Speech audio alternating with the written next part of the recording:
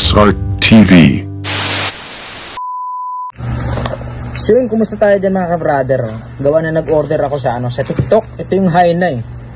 Ito ay na-unbox ko na sa dun mismo sa TikTok sa Kasi hindi pwedeng mag-video ng ganito, kailangan dun mismo sa seller na may dun eh. Dun ka mag-video, mag-unbox.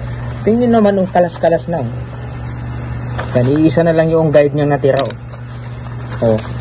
Yung mga langis niya, dito yung dalawa. Yan oh. Yan, ito na yung charger niya naman. Yan, kalas-kalas siya. Pero ito gumagana naman. Yun nga lang, siya, nawala na rin yung niya dito. May yan dito eh, may cover eh. Wala na. Yan, daming kulang. Ito yung papakita ko sa inyo. Yung video ko na sinuli ko to. Yan oh. Ito, unbox to ko seller Ito yung dineliver niyo sa akin yan. Kalas-kalas. I-unbox ko to, isusuli ko sa inyo. Ayan, yan yung in-unbox ko kanina. Grabe, usap.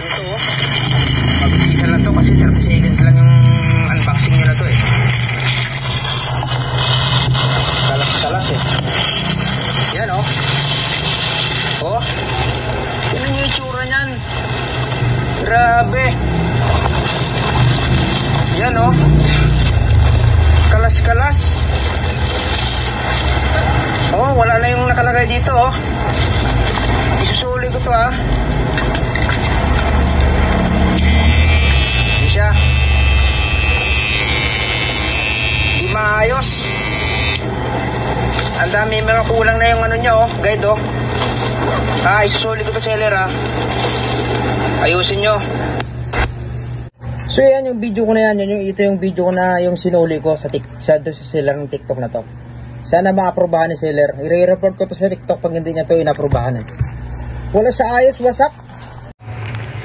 So yan nga po yung in-order natin sa sa TikTok. Sana sa mga seller diyan dapat i-bubble wrap nyo to kasi pag dineliver kasi ito delikado to Handle with care yung mga ganito mga seller, 'di ba? Sana naman sa susunod na mag-order ako at sana ma-aprobahan to yung nito, yung pag-refund ko nito. At sana ayos na rin yung repack nito kasi dapat naka-bubble wrap yan, di ba? So yun, maraming salamat. Yun lang. At sana sa mga seller niyan sa sunod yun, na nyo nito. Magawa nyo ng solusyon.